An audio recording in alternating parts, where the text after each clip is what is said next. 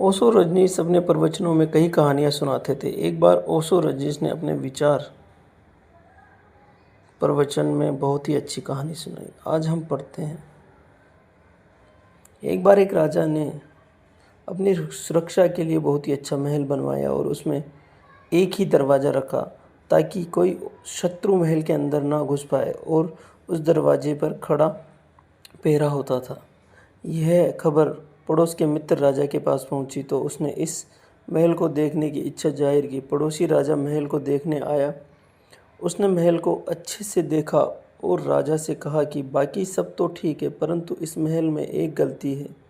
राजा ने पूछा, वो क्या है?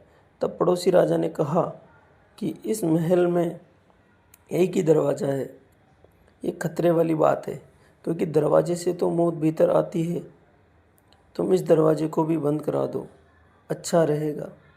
फिर पूरी सुरक्षा हो जाएगी और कोई भी भीतर नहीं आ पाएगा, ना बाहर जा सकेगा। राजा ने कहा कि यह ख्याल तो मुझे भी आया था, लेकिन फिर पहरे की ज़रूरत ही नहीं रहेगी। परंतु ऐसे में तो मैं भीतर ही मर जाऊंगा। दरवाज़ा खुला है तो मैं जी रहा हूँ। उस पड़ोसी राजा ने कहा कि इसका मतलब यह है कि दरवाज़ा बिल्कुल बंद कर दिया जाए तो तुम मर जाओगे। अर्थात यह है कि एक दरवाज़ा खुला है तो तुम थोड़े बहुत जी रहे हो। इसका मतलब यह है कि यदि दो दरवाजे खुले होंगे तो तुम थोड़ा और जियोगे, और यदि सभी दरवाजे खुले रहेंगे तो तुम ज़्यादा खुलकर जियोगे। पड़ोसी राजा ने कहा कि तुम जितने सुरक्षा के इंतज़ाम करोगे उतना खुद को असुरक्षित महसूस करोगे। जिसने महल बनवाया था उस राजा को पड़ोसी राजा की बात समझ में आ गई।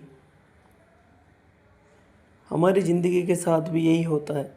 लाइफ में सुरक्षा की तलाश ना करें, मन के सारे दरवाजे खोल कर जिए। ज़िंदगी का ऐसा भरोसा नहीं है सुरक्षा के इंतज़ाम में कहीं ऐसा ना हो कि आप ज़िंदगी के मज़े लेना ही छोड़ दें।